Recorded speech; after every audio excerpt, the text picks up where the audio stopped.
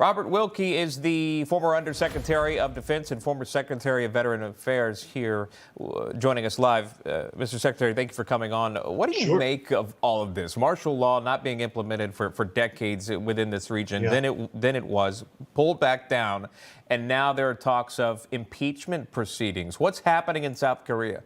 Well, first of all, you mentioned it. It's a return to the dark days of my childhood when, we were watching the head of the Korean CIA assassinate the president of the republic, and martial law was declared by a series of military leaders. Well, this is just a desperate play for political survival by Mr. Yoon. 2/3 of the parliament is controlled by the opposition. He was looking down the barrel of impeachment for various corruption scandals, including one involving his wife.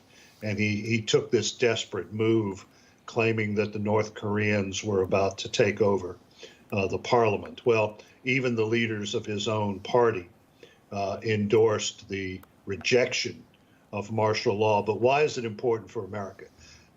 South Korea, along with Japan, is our linchpin for security in Asia, not only against the North, but particularly against communist China.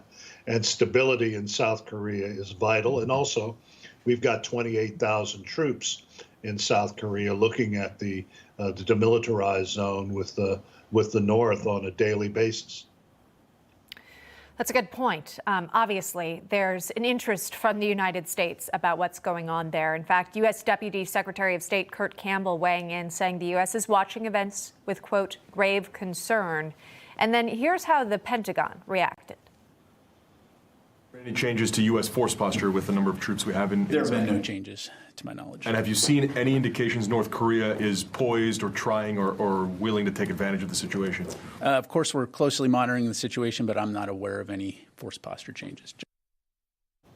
What's your read on the situation there with North Korea watching what's happening south? Well, North Korea's attention is divided right now. It's beginning to become more of a player in Europe because of its alliance with Russia. I think the most important thing for us is to watch the potential transfer of Russian nuclear technology to the Kim regime.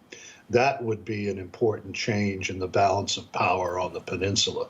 Right now, the North could not compete with the South in terms of any conventional thrust in the direction of Seoul, particularly with United States troops and the United States Air Force there. But the change is coming because of the alliance with Russia.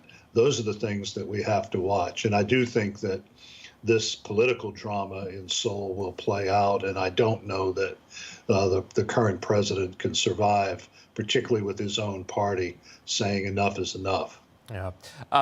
There appeared to be some spin when reporting on CNN about this and comparing this to the upcoming Trump administration. We have that bite. Watch this. Obviously, we around the table should talk about why this should be an important thing for Americans to pay attention to. Well, that's what I want to.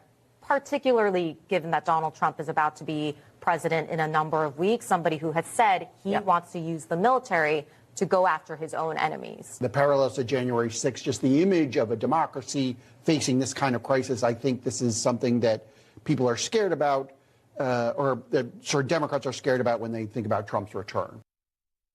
And you served under President Trump, sir. What is your reaction when listening to that roundtable discussion? Well, it's more lunacy. I mean, if anyone declared war on the people of the United States, it was Obama and Biden. Your own colleague, our friend Jim Rosen, would wake up in the middle of the night and his computer would be turned on by the FBI and the CIA under Obama.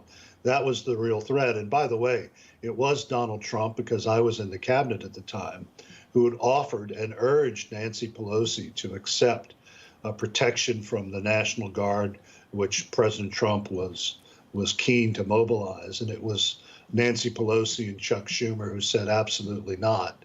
And that is what really kicked off the problems on January 6th. So it's more Trump derangement syndrome from a network source that is losing thousands of people as viewers as we speak.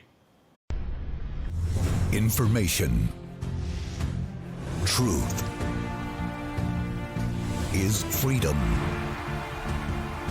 Is Newsmax. It's real news for real people.